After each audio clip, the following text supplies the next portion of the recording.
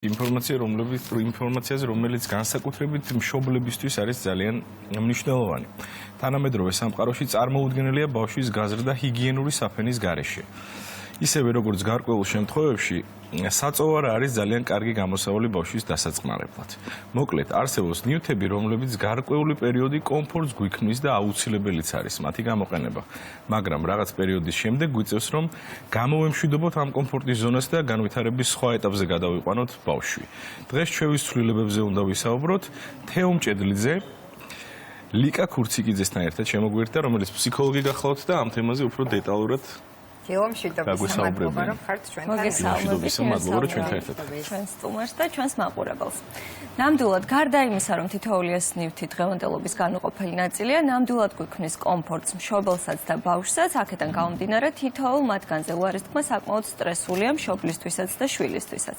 ხშირ შემთხვევაში მშობლებისთვის უფრო, იმიტომ რომ ამას ახლავს ემოციური ფაქტორიც. სტატისტიკისა და სამედიცინო კვლევების თანახმად ჩვევის ფორმირებას ბავშვებში დაახლოებით 20-21 დღე სჭირდება, თუმცა აუცილებელია ვიცოდეთ, რა საკამდეა რეკომენდებული თითოეული მათგანის გამოყენება და როდიდან აქვს მზაობა ბავშვს. საფენი, მატყუარა და კიდევ ერთი საკითხი, რომელსაც დღეს უნდა შევეხოთ, ეს არის თვითჩაძინება, ანუ როგორ გადავაჩვევთ ბავშვი ხელში და ჩაძინებას, სწორედ აი ამ საკითხებზე ვისაუბრებთ ქალბატონ ლიკასთან ერთად. მოგესალმებით. ძალიან დიდი მადლობა თქვენი დროისთვის და მოდი დავიწყოთ საფენით, ვინაიდან ეს არის ყველაზე ფართოდ მოხმარებადი ნივთი, რომელსაც ყველა ოჯახში დღეს უკვე იყენებენ და ყველას წინაშე დგება ის გამოწვევა, რომ საფენს უნდა გადავაჩვიოთ ბავშვი. როდის არის ბავშვი, როგორ უნდა შევატყოთ მზაობა ბავშვს, იმიტომ რომ ადრე ცოტა სხვანაირად უყურებდნენ ამ საკითხს და თვეების ბავშვებთან უკვე იწყებდნენ ხოლმე მუშაობას. აი ჩვენს თაობაში მაგალითად კი. აღარ უნდა იყენებდე საფენს ასეთი რამ და ჩვენთვის როგორც დედისთვის ცოტა წარმოუდგენელიც კი არის 6 თვის ასაკში როგორ შეიძლება ბავშვი გადავაჩვიოთ საფენს. გამარჯობა, კიდევ ერთხელ დავიწყოთ მოკლედ საფენზე საუბრით. პირველ რიგში ვთქვათ, რა არის ზოგადად გავრცელებული ასაკობრივი სივრცე, როდესაც ბავშვები უმეტეს შემთხვევაში მზად არიან იმისთვის, რომ მოიშორონ საფენი. ეს არის საკმაოდ დიდი დიაპაზონი, თუ შევხედავთ ლიტერატურას, 18 თვიდან სადღაც 2 წლინახევრამდე. ანუ ზოგიერთი ბავშვი შეიძლება უკვე წლინახევრის ასაკში იყოს ამისთვის მზად, ზოგიერთი 1 წლის შემდეგ და ეს ორივე შემთხვევაში არის აბსოლუტურად ნორმა და ბავშვის განვითარების ინდივიდუალურ ტემპს უნდა მივენდოთ. როგორ უნდა მივხვდეთ მშობლები, აი თეომაც დასვა ეს კითხვა, რომ მზად არის უკვე ჩვენი შვილი იმისთვის, რომ საფენს გადავაჩვიოთ. რაღაც ნიშნებს უნდა დავაკვირდეთ და ჩამოვთვალოთ რა არის ეს ნიშნები და ასევე აუცილებლად უნდა ვილაპარაკოთ იმაზეც, მანამდეც აი ძალიან ადრეული ასაკიდანვე, როგორ შეიძლება მშობელმა გამოიყენოს საფენი იმისთვის, რომ ბავშვი მოამზადოს აი ამ მნიშვნელოვანი პერიოდისთვის, ხომ? მოდი მზაობის ნიშნებით დავიწყოთ. პირველ რიგში ეს არის ის, რომ ბავშვს შეუძლია თავისი სხეულებრივი მოქმედებების კონტროლი. ფიზიოლოგიური მოქმედებების კონტროლიც კი უნდა შეეძლოს ბავშვს და ასევე ცნობიერად უნდა ხვდებოდეს, რა ხდება ხოლმე მის თავს, ხო?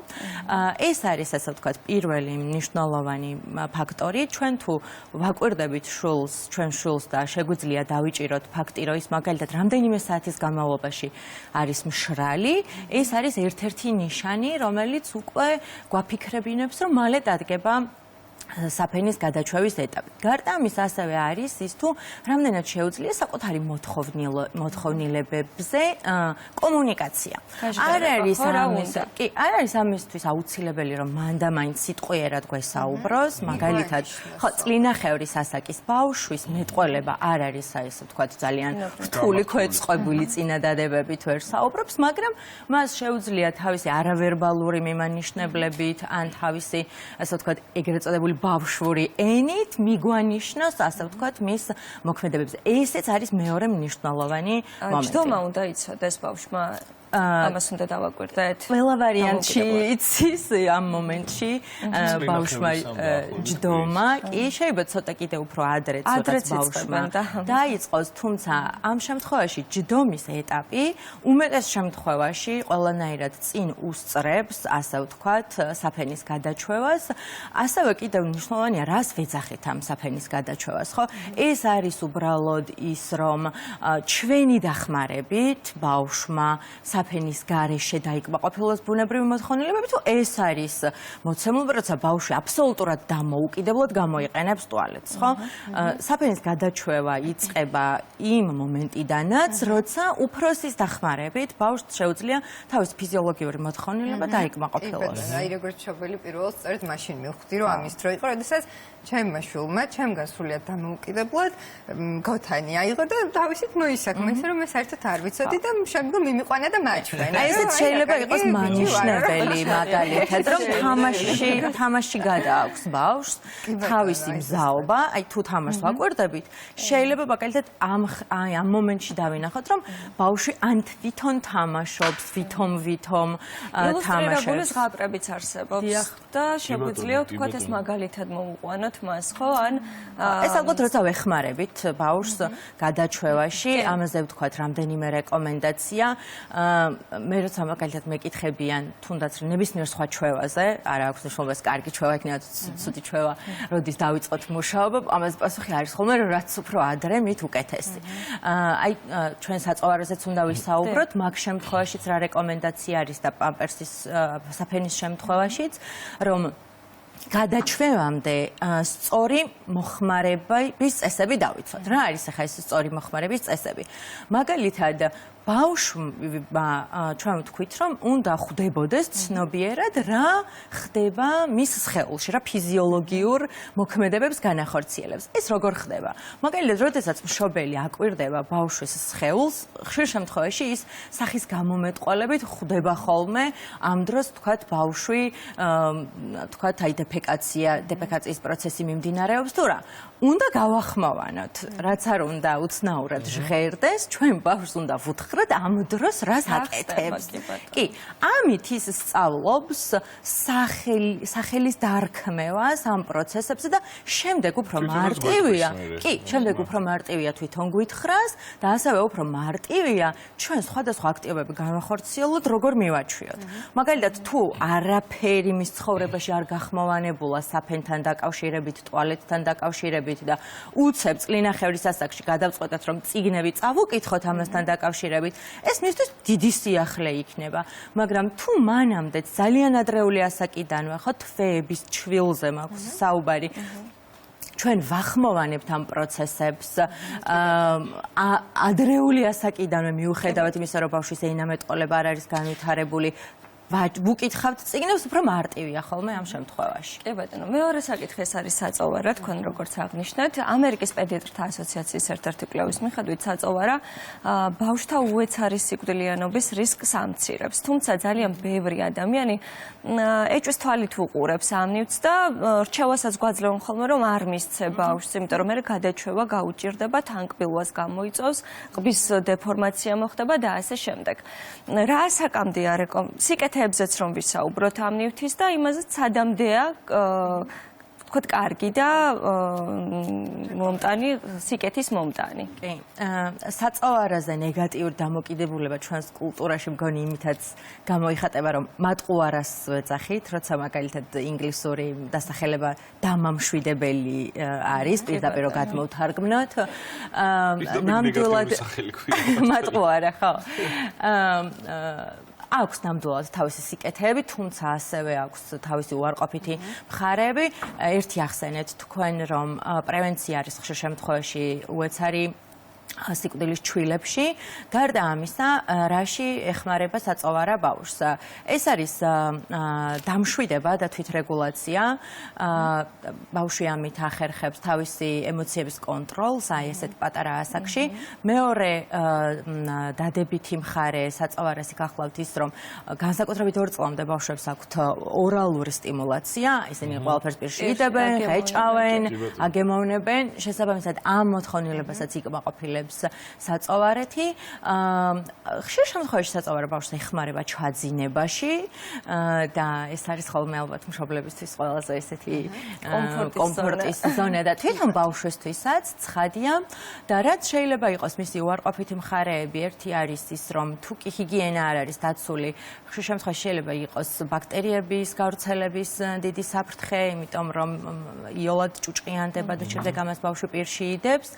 დიდი ხნის და რეგულარულად გამოყენება ნამდვილად იწვევს მიჩვევას, მარტო ბავშვებისთვის კი არა, არამედ დიდებისთვისაც რთულია ხოლმე, უკვე როცა ჩვევა უნდა შევცვალოთ და უარყოფითი მხარე ასევე შეიძლება იყოს ის, რომ ასევე ხანგრძლივი და რეგულარული გამოყენების შემთხვევაში შეიძლება გამოიწვიოს თანკბილვის და არა მარტო თანკბილვის, არამედ ხეჭვის და კბენის სირთულეებით. და კიდევ ერთ ნეგატიურ მხარეს დავასახელებ, რომ თუ გამოყენება არის ასევე ხშირი და რეგულარული, შეიძლება ენამეტყველების განვითარებასაც შეუშალოს ხელი, რამდენადაც მაშინ, როდესაც ბავშვი უნდა ბევრს საუბრობდეს, პასუხობდეს, უცებ საწოვარა აქვს პირში. აი, კბილების და ყბის დეფორმაციაზე საუბრობენ, ეს მითია რეალურად? არ არის მითი, თუმცა აქ არის გასამიჯნი რა.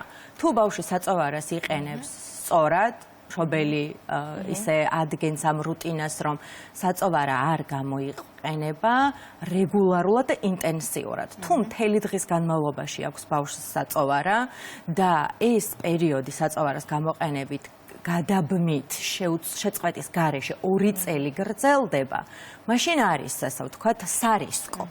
ხო? მაგრამ აი აუცილებლად ეს უნდა ვახსენოთ, რომ შეიძლება ბავშვი 3 წელიც იყენებდეს საწოვარას, მაგრამ არა მთელი დღის განმავლობაში. კი, მაგალითად მხოლოდ ძილის რუტინის დროს. ან მარტო იმ დროს, როდესაც ვთქვათ გაღიზიანებულია. აი ჩვევა ახსენეთ, ხო? პრევენცია ალბათ არის ხოლმე ყველაზე კარგი გზა, რომ მერე არ მოგვიწიოს, ასე ვთქვათ, დიდი ბრძოლები ბავშვთან. იმ შემთხვევაში თუ მშობელი გამოუცდელია და საპრევენციო ზომები ვერ მიიღო და ბავშვი მოზრდილ ასაკამდე გამოიყენებს საწოვარას, ან ლაქტაციის პროცესი ვერ დასრულდა მაგალითად. ასეთ შემთხვევაში რა ხდება, როგორ უნდა უმტკივნეულად როგორ უნდა გაიაროს ბავშვმა და მშობელმა ეს პროცესი და მაგალითად თუ გადავაჩვიეთ საწოვარას, მაგრამ რაღაც პერიოდის შემდგომ ისევ მოგთხოვა. ან თუნდაც ლაქტაციის პროცესიც ასეთი შემთხვევა შეიძლება მოხდეს. რას ვაკეთებთ ასეთ დროს მშობლები? კი ბატონო, წახან გამომრჩა ასაკობრივი ეს უნდა მეთქვა, ანუ რა პერიოდში ხდება ხოლმე საწოვარაზე გადაჩვევა. ეს ხშირ შემთხვევაში არის 1 წლიდან 3 წლამდეც.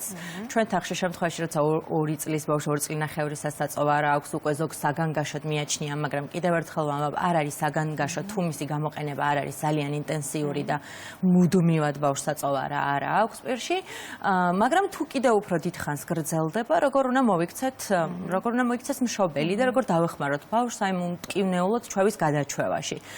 პირველ რიგში უნდა ვიცოდეთ, რომ ამას სჭირდება დიდი დრო. ეს არ ხდება 1 კვირაში, არც 2 კვირაში, არც 1 თვეში.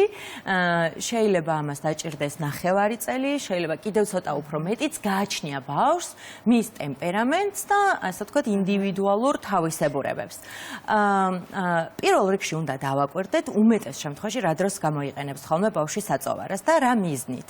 თუ კი ამას გამოიყენებს თავისი ემოციების სამართავად, ანუ დასამშვიდებლად და თვითრეგულირებისთვის, ამ შემთხვევაში, როდესაც დავიწყებთ გადაჩვევაზე მუშაობას, უნდა მოვიფიქროთ რაიმე ალტერნატივა, რაც ბავშვს ამ მოთხოვნილებას დაუკმაყოფილებს.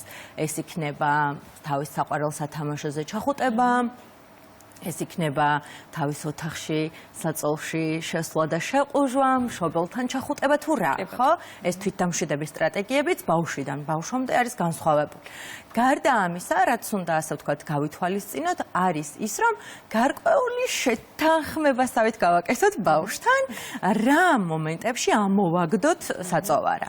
და პირველ რიგში უნდა დავუმიზნოთ იმ მომენტს, როდესაც ბავშვისთვის ეს არის ნაკლებად სასურველი მოსურველი, ხო? მაგალითად თამაშების დროს, მაგალითად კვებიდან კვებამდე დროს და იმ მომენტში, როცა ძალიან ჭირდება, მაგ მომენტიდან არ დავიწყოთ, იმიტომ რომ ეს ბავშვისთვის, ასე ვთქვათ, არის უფრო მეტად მტკივნეული. მახსენდება ხოლმე სოციალურ ქსელში იყო ერთი პერიოდი ძალიან პოპულარული ვიდეო, ბუშტს რომ აბამდნენ საწოვარას და ასე უშვებდნენ სადღაც და აი ამ ბავშვების ტრაგიკული სახე, იმიტომ რომ ძალიან განიცდიდნენ და მოკლედ ბუშტი წაიღებდა და აღარ ექნებოდა ერთიანად უხსნიდნენ ამ გამიგე ციცაკას რო უსვოთეს.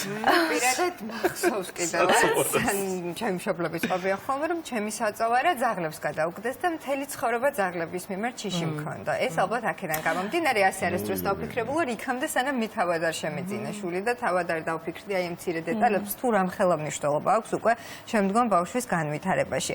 კი ბატონო. შემდეგ საკითხზე გადავიდეთ დროიდან გამომდინარე არის ხელში ჩაძინება, რაც ჩვილობიდან თითქმის ყველა ბავშვი ასე იძინებს და რაღაცა პერიოდში მოკლედ დგება ის ეტაპიც, როდესაც ბავშვი თვით ჩაძინებას უნდა მიეჩვიოს.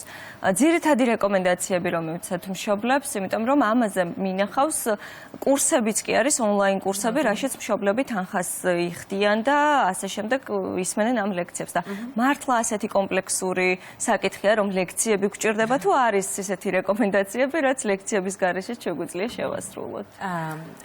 ძილთან დაკავშირებით ნამდვილად არსებობს ძალიან ბევრნაირი მიდგომა და ხშირად მშობლები ამბობენ ხოლმე, რომ აი ეს ფსიქოლოგებიც რატო ვერ შეთანხმდნენ და რატო გვეუბნება ერთი-ერთს და მეორე მეორეს. ძალიან ბუნებრივია რომ ეს ხდება, იმიტომ რომ ბევრი მიდგომა არსებობს, ეს მიდგომები თავისი პრინციპებით არის ერთმანეთისგან განსხვავებული, ამიტომ ასე ვთქვათ, რეკომენდაციებიც ხშირად არის განსხვავებული ხოლმე. თვით ჩაძინებასთან დაკავშირებით რაოდენ უცნაურიც არ უნდა იყოს, ლიტერატურა გვეუბნება, რომ 4 თვიდან ბავშვი არის მზად იმისთვის, რომ თვით ჩაძინება ისწავლოს.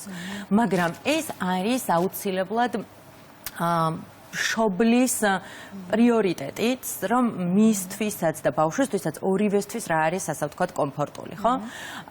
არსებობს რიგი კვლევებისა, რომელიც ამბობს, რომ თანაძილი, როდესაც ბავშვთან ერთად გძინავს, ან ხელში გძინავს, ბავშვის ემოციური განვითარებისთვის არის ძალიან სასარგებლო, რადგან აქ არის ძალიან ხშირი კანი-კანთან კონტაქტი, რაც ბავშვის, ასე ვთქვათ, სიმშვიდეს უზრუნველყოფს და ეს მერე ეხმარება მას მომავალშიც.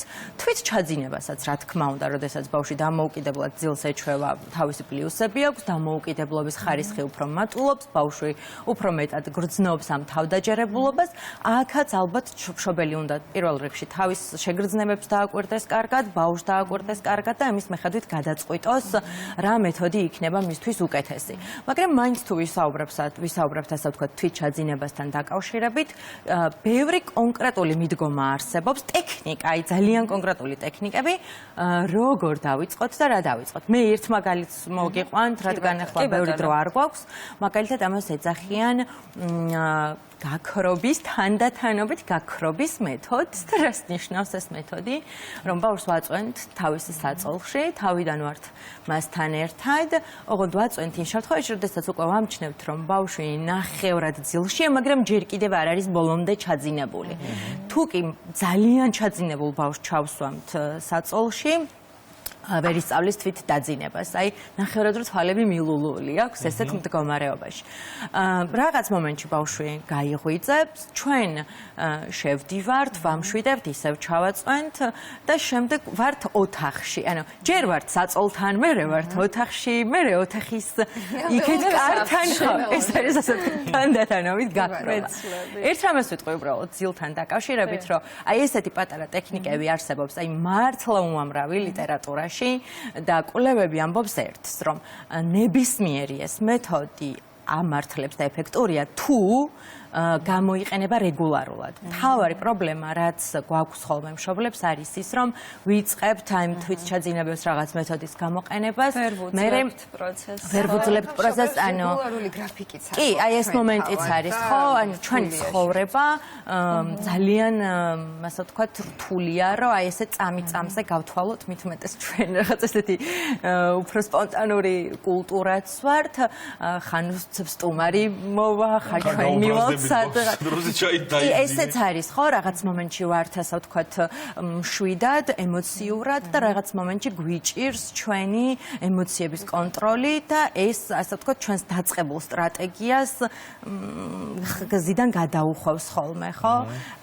ამიტომ ძილთან დაკავშირებით ყველაზე მნიშვნელოვანი ალბათ ეგ არის, რომ ჯერ კარგად მოვიფიქროთ რა არის რეალისტური, ნამდვილად რა გვინდა, რას გვინდა რომ მივაჩვიოთ ჩვენ შვილს, იმიტომ რომ ნებისმიერი ძილის სტილს ბავშვს თვითჩაძინებას 6 თვის ასაკში ვასწავლით 8-ის, წლინახევრის თუ 2-ის, თავისი პლუსები და მინუსები აქვს და მაინც საბოლოო ჯამში ეს არის მშობლის არჩევანი საკუთარ თავზე და ბავშვზე დაკვირვებით მიღებული. ძალიან დიდი მადლობა ის ჩვევები, რაზეც ვისაუბრეთ, არა მხოლოდ ბავშვისგან, არამედ მშობლისგანაც ძალიან დიდი ძალისხმევას და შრომას მოითხოვს და მთავარია რომ ეს პროცესი მშობლებმა პოზიტიურად ვმართოთ და ჩვენ შვილებსაც ნაკლები სტრესით გადავატანინოთ.